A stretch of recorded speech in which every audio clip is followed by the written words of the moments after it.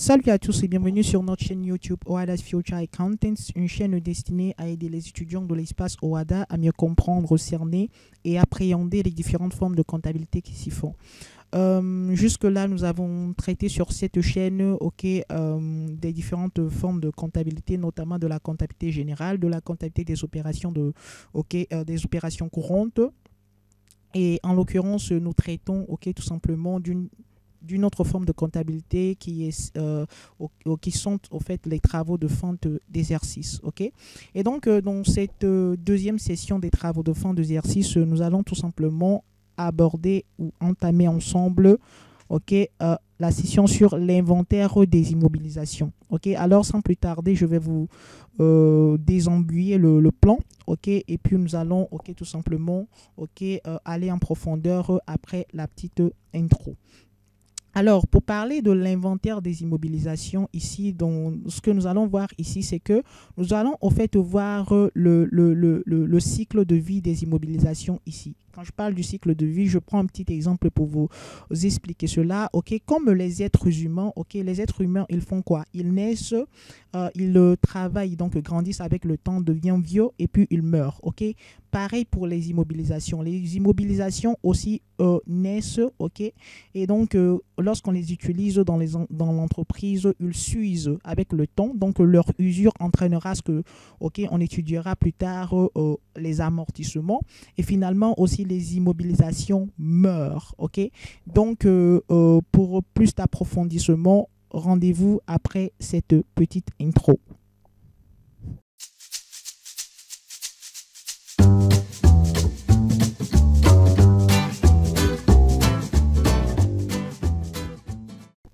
Soyez encore une fois les bienvenus dans cette session intitulée l'inventaire des immobilisations. Avant qu'on aille plus loin, j'aimerais quand même pinailler ou bien ergoter s'il y a un élément très important.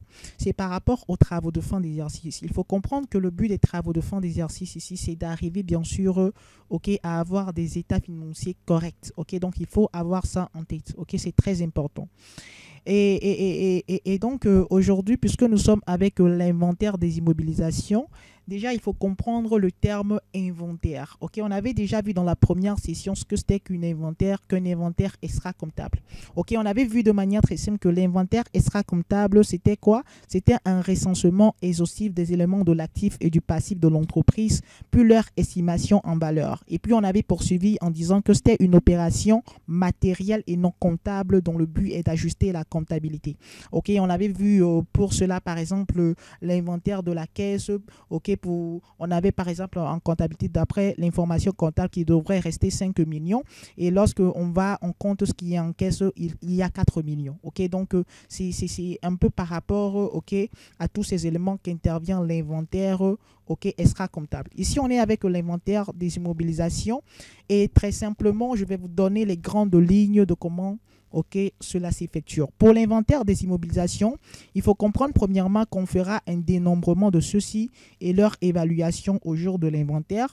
Ensuite, on effectuera une constatation de la diminution de la valeur de ces immobilisations parce que lorsqu'on les utilisera, ils vont s'user, donc ils vont perdre de la valeur. Donc, on constatera leur diminution de valeur via ce qu'on appellera l'amortissement. On l'abordera, je vous expliquerai de quoi il s'agit. Si cette diminution, bien sûr, est imputable à une usure, c'est ça. Si c'est imputable à une usure, on appliquera bien sûr un amortissement, pour diminuer la valeur de l'immobilisation, ou bien une provision. Provision, c'était dans l'ancienne version. Maintenant, on parlera de dépréciation, ou si elle a son origine dans un phénomène extérieur à l'entreprise. Donc, c'est à peu près ça. Et finalement, on comparera l'existant réel à celui théorique en recherchant par la suite les raisons relatives aux écarts éventuels trouvés, puis on passera les écritures de réajustement. En gros, je vous ai donné les grandes lignes de comment se faisait l'inventaire des immobilisations. Mais comme je vous l'avais si bien annoncé en introduction, ici, on va plus se concentrer sur le cycle de vie d'une immobilisation, c'est-à-dire leur naissance, leur utilisation et leur usure, et puis finalement, leur mort. Mais avant qu'on aille à ce niveau-là, il est très très substantiel qu'on en vienne à la définition de la notion de ce qu'on appellera immobilisation. D'après le Cisco-ADA révisé, les immobilisations sont des éléments corporels, c'est-à-dire des éléments qu'on peut toucher, et incorporels, c'est-à-dire des éléments qu'on ne peut pas toucher, ok, destinés à servir de façon durable une entité. Donc, je vais donner quelques exemples d'éléments corporels et d'éléments incorporels. Par exemple, lorsque l'entreprise achète une voiture, ok, pour la livraison de ses services, ok, la voiture là est considérée comme étant un élément corporel, ok, ou bien un tricycle par exemple, ok. Maintenant, pour les éléments incorporels, je pourrais donner l'exemple de quoi de logiciel. Lorsque l'entreprise achète un logiciel, par exemple un logiciel de gestion, pour son entreprise. Ok, mais il faut avoir l'idée bien sûr que ces éléments doivent servir de façon durable une entité. Je reviendrai sur le terme durable, ok, pour plus de précision là-dessus. Donc c'est à peu près ça, quelques exemples d'éléments corporels, c'est-à-dire qu'on pourrait toucher, et des exemples d'éléments incorporels. Donc pour les éléments incorporels, je donnais l'exemple de logiciels, et aussi je pourrais aussi donner l'exemple d'un site internet que l'entreprise a acheté, ok, d'un site que l'entreprise a acheté, ou bien on lui a créé ça, et donc l'entreprise va l'utiliser sur plusieurs années, ok. Mais bien sûr, il y a des choses plus énormes pour parler, ok, pour qualifier réellement l'élément de l'immobilisation. Et donc, je parlais au fait du fait que ces éléments corporels et incorporels, ok, doivent servir ou bien sont destinés à servir de façon durable une entité. Maintenant, par rapport au terme durable, qu'est-ce qu'on nous dit? D'après le guide d'application du Cisco-ADA révisé, le terme durable s'attend au sens stricto sensu, qui veut dire de manière très simple qui dure plus d'une année. Ok, donc en gros, ok, pour revenir à la définition de ce qu'on appellera une immobilisation ou bien les immobilisations, ce sont les éléments corporels et incorporels, destinés à servir, l'entité sur une période de plus d'une année. Ok.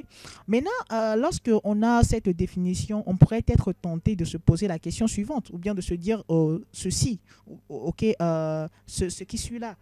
Ça veut dire de manière très simple que pour tous les éléments, ok, corporels ou incorporels qui, pourraient servir l'entité sur plus d'une année, ok, on pourrait en même temps automatiquement les considérer comme des immobilisations, n'est-ce pas? Mais il faut comprendre qu'en réalité, ok, les éléments qui ont une durée de vie supérieure à une année, c'est-à-dire qui peuvent servir l'entité sur une période de plus d'une année, ne sont pas automatiquement considérés comme des immobilisations. Et c'est ce que la phrase qui suit vient nous dire. Ok, cependant, tous les biens ayant une durée de vie de plus d'une année ne sont pas considérés comme immobilisation due à l'application de quoi? Due à l'application de la convention de l'importance significative. J'espère que vous vous souvenez de la session sur les postulats et conventions comptables. Ok. Et ici, la convention de l'importance significative qui stipule dans ce cas que les biens durables dont la valeur unitaire ne dépasse pas un certain seuil soient considérés comme des consommations. Donc, de manière très simple, ok, les biens, ok, qui peuvent quand même servir l'entité sur une période de plus d'une année, mais qui ont au fait une valeur unitaire, ok, d'achat par exemple, la valeur unitaire d'achat, ok, ne dépasse pas un certain seuil là, ok, ou bien est faible, automatiquement ces biens ne seront pas considérés comme des immobilisations, mais plutôt des consommations. Donc, ok, la conséquence c'est que on enregistrerait ces éléments, ok, en classe 6 automatiquement et non en classe avec les comptes de la classe 6, excusez-moi, et non avec les comptes de la classe 2 comme étant des immobilisations. Donc, je pense que je ne vais pas plus entrer en profondeur avec la notion d'immobilisation. Je pense que ces informations vous seraient déjà utiles. Ok, maintenant, on va avancer et attaquer le cœur de pourquoi nous faisons cette session. Je vous le rappelle, on est en train d'étudier, on veut étudier le cycle de vie des immobilisations, leur entrée, leur utilisation et usure, et puis finalement leur mort. Alors, ok, continuons. Par rapport à l'entrée des immobilisations dans l'entreprise, ici, on va se référer au coût historique, donc à la convention du coût historique, ou tout simplement à l'article 36 de l'AUDCIF. Ok, l'acte uniforme relatif au droit comptable et à l'information financière.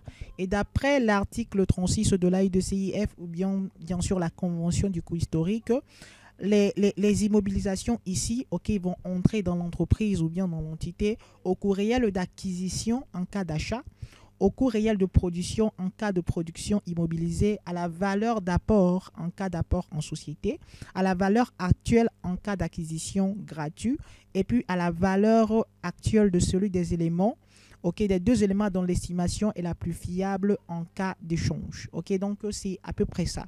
Donc il faut retenir que si vous achetez une immobilisation, ok, pour ok, le montant à comptabiliser ou bien à mettre dans la comptabilité, il va falloir déterminer le coût réel d'acquisition. Ok, donc c'est ça le premier tiret, au coût réel d'acquisition en cas d'achat. Ok, et donc il y a différentes parties. Je ne vais pas bien sûr m'attarder là-dessus. On avait déjà vu ça au niveau de la session des postulats et conventions comptables. Maintenant, nous allons tout simplement nous attaquer, ok, à leur utilisation et à leur usure.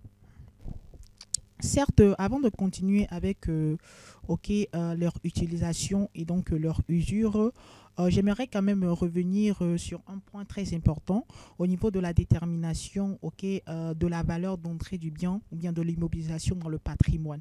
Là aussi, j'aimerais préciser qu'il faut prendre en compte si l'entreprise est assujettie à la TVA, c'est-à-dire que l'entreprise dispose, ok, du droit de déductibilité de la TVA ou pas. Ok, ou pas, pas, ça veut dire que l'entreprise n'est pas assujettie à la TVA. Donc, c'est un point très, très important qu'il ne faudrait pas dédaigner. Ok, donc c'est très important. Maintenant, continuons avec ok, l'utilisation des immobilisations et puis leur usure. C'est-à-dire que une fois que l'immobilisation entre dans l'entreprise, ok, c'est que on les a achetés ou bien je sais pas quoi, ok, comment la manière dont ils sont entrés, mais le but c'est que on veut les utiliser sur plusieurs années, ok. Et donc lorsque l'immobilisation va entrer dans l'entreprise, qu'est-ce qui va se passer logiquement? C'est que avec le temps, ça va s'user. Imaginez qu'on achète par exemple une machine, ok, on est dans une entreprise industrielle, on achète une machine pour produire 150 articles. Ok, au fur et à mesure, il y aura l'usure de la machine, ok, et donc il y aura quelques soucis de fonctionnement de la machine, ainsi de suite. Donc vous allez voir qu'avec le temps, la machine va s'user. Ok, donc de la même manière, je parle en gros, hein, en général des immobilisations. Cette usure, ok, en comptabilité déjà, on la prévient d'avance, ok, en pratiquant ce qu'on appellera les amortissements. L'amortissement viendra de manière très simple, ok, diminuer la valeur du bien, c'est-à-dire prendre en compte l'usure, ok, de l'immobilisation due à l'effet du temps. Ok, donc c'est à peu près ça. Mais avant qu'on aille plus loin, donc ici on aborde maintenant l'amortissement, j'aimerais quand même ok, revenir sur le terme amortissement et pourquoi donc déjà pratiquer l'amortissement. Est-ce qu'on ne pourrait même pas s'en passer, ok, avant de voir les différentes manières d'amortir les immobilisations et puis de passer à la dernière étape qui est la mort des immobilisations. D'après le guide d'application d'ICISCOAD révisé, l'amortissement consiste à répartir le montant amortissable du bien sur sa durée d'utilité selon un plan prédéfini. Ok, donc dans cette définition par rapport à la notion de l'amortissement, on pourrait bien sûr s'interroger sur qu'est-ce que c'est que le montant amortissable. Parce que ici, on me dit de répartir le montant amortissable, ok, du bien sur sa durée d'utilité. La durée d'utilité, je le rappelle, c'est le nombre d'années sur le nombre bien sûr d'années sur lequel on aimerait bien sûr ok, utiliser le bien. Selon un plan prédéfini, on verra les différentes manières d'amortir un bien. Okay, on verra toutes ces choses-là. Mais non, ici, ce qui nous intéresse, c'est le montant amortissable. Ok. Par rapport au montant amortissable, il faut comprendre que le montant amortissable qu'on nous dit de répartir ici s'entend très bien de la différence entre le coût d'entrée de natif et sa valeur résiduelle prévisionnelle. Okay? Donc déjà, le coût d'entrée de natif, il n'y a pas de souci. Okay, le coût auquel on a comptabilisé l'entrée de l'immobilisation dans l'entreprise. Mais maintenant, la valeur résiduelle prévisionnelle, on pourrait toujours s'interroger là-dessus. Mais qu'est-ce que c'est que la valeur résiduelle prévisionnelle? Et d'après, toujours les définitions, la valeur résiduelle prévisionnelle d'un natif, c'est le montant estimé à la date de mise en service qu'une entité obtiendrait de la sortie. Okay? Quand on parle de la sortie ici, c'est de la cession, bien de la vente de l'actif après déduction des coûts de sortie estimés. Et donc, sous forme de formule, je vous ai concordé quelque chose là. La valeur résiduelle, ça fait tout simplement le prix de cession, moins tout simplement le coût de sortie. Et donc, ça se déterminera ou bien ça s'estimera à la date de mise en service de l'immobilisation dans l'entreprise. Donc, pour trouver le montant amortissable, en gros, on prend le coût d'entrée de l'actif moins la valeur résiduelle prévisionnelle. Certes, c'est qu'il y a une règle par rapport à l'intégration, bien à la prise en compte de cette valeur résiduelle prévisionnelle dans la détermination du montant amortissable que je ne dirai pas ici. Pour ceux qui aimeraient en savoir plus, bien sûr, il y a le groupe de travail privé dans lequel on travaille. Je vous explique par des exercices beaucoup de choses là-dessus. Nous venons de voir la définition de l'amortissement en disant de manière très simple que l'amortissement, ce n'est que la répartition du montant amortissable sur sa durée d'utilité suivant un plan prédéfini. Et quand on prend cette définition, je vais mettre en exergue le plan prédéfini, l'accent sur le plan prédéfini. Quand on parle du plan prédéfini, répartir le montant amortissable du bien sur un plan prédéfini, le plan prédéfini renvoie au mode d'amortissement. Et de manière très simple, il faut savoir que le SYSCOADA révisé nous permet d'utiliser 3 modes d'amortissement, à savoir, donc comptablement bien sûr, l'amortissement linéaire, l'amortissement dégressif à taux décroissant, l'amortissement par unité de production ou unité d'œuvre. Mais au-delà de ces modes d'amortissement, fiscalement aussi, on nous permet d'utiliser d'autres modes. C'est dans le code général des impôts au Togo, bien sûr. Donc, fiscalement, on a 2 autres modes qu'on pourrait utiliser, à l'instar de l'amortissement dégressif et fiscal et l'amortissement accéléré. Et puisque ma vidéo a déjà trop duré, je ne vais pas m'évertuer en entrer en profondeur ici. Et pour cela, vous pouvez tout simplement rejoindre notre groupe WhatsApp ou bien tout simplement m'écrire en privé pour avoir ce document qui explique toutes ces choses-là, tout le process, ou bien tout le modus operandi. Donc, c'est à peu près ça. Mais ce qu'on va essayer de faire tout à l'heure, c'est que je vais profiter de l'aubaine aussi pour vous montrer quelques applications très rapidement sur Excel où j'ai fait quelques programmations. Et comme ça, si d'autres personnes sont intéressées par la programmation automatique de certains éléments qu'ils aimeraient bien sûr tout simplement m'envoyer comme travail, je pourrais le faire pour vous. Donc, je vais tout simplement très rapidement vous montrer une application que j'ai créée pour résoudre rapidement ces éléments-là. On va commencer par l'amortissement linéaire. Je vais prendre pour cela un exercice. L'amortissement linéaire.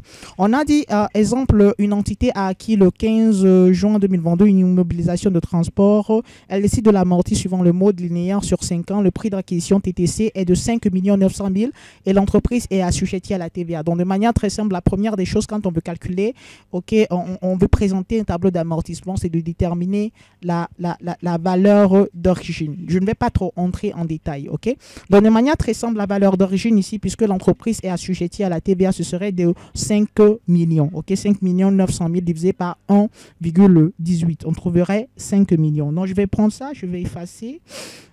Et puis je vais ramener. Donc, on a la valeur d'origine, c'est 5 millions. On a la valeur résiduelle, il n'y en a pas. La date de mise en service, je vais voir dans l'exercice. Donc,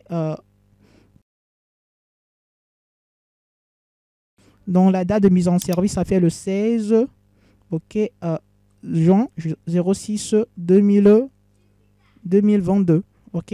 Et la durée de l'amortir sur 5 ans, donc automatiquement, je choisis le mode linéaire et puis je fais calculer.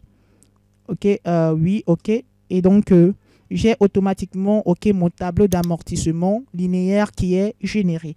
Je pourrais retester la même chose pour les autres modes. Je vais vous le montrer aussi. Donc, je vais prendre le temps de le faire. Ça, c'est par rapport à l'amortissement linéaire, l'amortissement dégressif comptable, ou bien dégressif à taux décroissant. Donc, à ce niveau, on a toujours le même exercice, suivant maintenant les mêmes informations, suivant tout simplement le mode dégressif à taux décroissant. Donc, je reviens tout simplement dans mon petit tableau, je vais réinitialiser les informations, 5 millions. Mise en service, c'est le 16 juin, 16/06 2022. Et puis, la durée, ça fait toujours les 5 ans. Maintenant, c'est suivant le mode dégressif. je vais essayer de voir ici, puisque je n'ai pas élargi la zone là. Ça, c'est le dégressif comptable. OK, c'est ça que je veux. Et puis, je mets calculer. Et automatiquement, le tableau d'amortissement serait généré. OK, vous voyez, c'est à peu près ça. Et puis, je vais continuer aussi. Donc, ce n'est qu'une petite démonstration pour vous faire voir ce que ça donne. Je ne sais pas, je vais voir à peu près la correction. Vous allez par la suite essayer de comparer ces chiffres. Au finish, ici, on a 152 778 qu'on va essayer de comparer. 152 778. Vous allez voir que ce sont les mêmes choses. Ce sont des programmations qui ont été déjà faites. Donc, par unité d'œuvre, je pourrais aussi m'évertuer à le faire. Donc, je prends ça. Je vais réinitialiser. Je prends les 5 millions. OK. Toujours le 16. Quoi déjà? Le 16 juin 2022. Et puis, bon. OK, 5 ans. Maintenant, je prends le dégressif. Non, par unité d'œuvre. OK. Donc, vous pouvez le voir ici. C'est par unité d'œuvre. Et puis, je choisis calculer. Ah, là, je dois entrer les éléments. OK, donc je ne préférerais pas le faire tout à l'heure. OK, donc c'est à peu près ça. Puisque je dois entrer ces différents éléments pour que ça me sorte le tableau de manière très, très simple. Il y a aussi l'amortissement dégressif fiscal. Donc, je vais faire celui-ci. Hein. C'est toujours le même exercice. Je le reprends. Donc, je vais quand même effacer les éléments là pour qu'on ait tous à 0. Ça fait 5 millions. Le 16, ici, ça a été mis en service le 16. OK? Mais de manière fiscalement, suivant le mot dégressif fiscal, il faut ramener ça au premier jour du mois. Donc, ça fait le 1er 6 2022. Donc, de manière très simple. Et puis, sur 5. Et puis, bon, je mets dégressif fiscal. Je vérifie, donc c'est ça, et puis je mets calculer. Donc, OK, de manière très simple, OK. Et j'ai mon tableau qui est généré automatiquement. OK, vous pouvez essayer quand même de comparer avec la correction. Il y a 690 000 ici, 5 millions ici. On vérifie 690 000, 5 millions là. Bon, vous voyez, c'est à peu près ça. Donc, je ne vais pas encore trop durer avec celui-là. Je vais tout simplement quitter. Et donc, c'est à peu près ça. OK, c'est à peu près ça. Oui, une fois de plus, n'oubliez pas qu'on est en train de parler ici du cycle de vie des immobilisations. Donc, on est parti déjà de leur naissance à leur utilisation, qui fait de manière très simple que ces immobilisations tombent en quenouille, ce qui engendre ce qu'on appellera bien sûr l'amortissement. Et bien sûr, j'ai été un peu plus précis par rapport à l'amortissement, que ça n'intervenait pas sur toutes les immobilisations. Et maintenant, il y a la troisième partie, ou bien la troisième étape que nous allons, ou bien la troisième phase, excusez-moi, que nous allons aborder, qui est tout simplement l'étape de la mort des immobilisations. Mais avant qu'on aborde cette étape, j'aimerais revenir sur un élément aussi très important, poignant, substantiel quand même, qu'il ne faut pas dédaigner. Donc, qui n'est même pas anodin. Donc, cet élément, c'est par rapport en fait que si l'entreprise décide de choisir d'amortir son immobilisation en utilisant l'une des méthodes ou bien l'un des modes proposés fiscalement, il faut savoir dans ce cas que l'entreprise serait tout simplement astreint de comptabiliser ce qu'on appellera un amortissement dérogatoire. Alors, vous allez me poser la question, qu'est-ce que c'est encore cette notion? L'amortissement dérogatoire, de manière très simple, c'est un supplément d'amortissement qui vient s'ajouter à l'amortissement comptablement choisi pour avoir l'amortissement fiscal. Donc, de manière très simple, supposons que l'entreprise a choisi d'amortir son bien suivant l'amortissement dégressif fiscal. Et donc, lorsqu'on a fait le tableau d'amortissement, l'entreprise a vu que normalement, pour la première année, on devrait avoir comme amortissement 500. Maintenant, qu'est-ce qui s'est passé lorsque vous choisissez d'amortir votre bien suivant en plan, une méthode fiscale, vous devrez au fait faire quoi? Pratiquer un amortissement ok, comptable, et ensuite de cela, vous allez ajouter un amortissement dérogatoire. Donc, je m'explique de manière très simple. À ce niveau, ça veut dire de manière très simple que l'entreprise, supposons que l'entreprise a choisi comme amortissement comptable l'amortissement, ok, linéaire. Ok, donc d'après l'amortissement linéaire pour la première année, l'amortissement qu'on pourrait constater est de 300. Or, l'entreprise a choisi l'amortissement fiscal. Donc, pour en fait atteindre l'objectif qui est de 500, ok, on va comptabiliser un amortissement supplémentaire qui sera qualifié d'amortissement, ok, dérogatoire. Ok, donc dans ce cas, ce serait de 200. Donc, quand on fera 300 plus 200, on aurait les 500 qui, au fait, ok, représentent l'amortissement fiscale, ok, de cette première année. Ok, donc je ne vais pas trop entrer dans les détails. Donc c'est à peu près ça. Ok, si je peux en parler de manière sobre et liminaire. Donc c'est ça. Maintenant, quant à la sortie des immobilisations de l'entreprise, il faut comprendre un élément. Ok, quand on parle déjà de la sortie ou de la mort des immobilisations, excusez-moi, ok, déjà quand on parle de la mort des immobilisations, on veut au fait toucher au fait, ou bien ça fait de manière très simple allusion à la sortie des immobilisations de l'entreprise. Et il faut noter à ce niveau que les immobilisations peuvent sortir suite à 4 événements, soit suite ok, à leur ok, vente, soit suite à leur échange, soit suite à leur mise au rebut, ou soit suite à leur destruction de manière très simple. Bon, chaque cas est abordé dans le livre. Je pense que déjà, c'est à peu près bon. Je ne vais pas encore trop durer et donc je vais tout simplement m'arrêter ici. Merci d'avoir été présent, suivi du début jusqu'à la fin. On se retrouve pour une nouvelle session sur notre chaîne. N'oubliez pas tout simplement de vous abonner, d'activer la cloche de notification et de mettre un petit pouce bleu si ça vous plaît, la vidéo. Merci et on se dit à plus. Bye bye.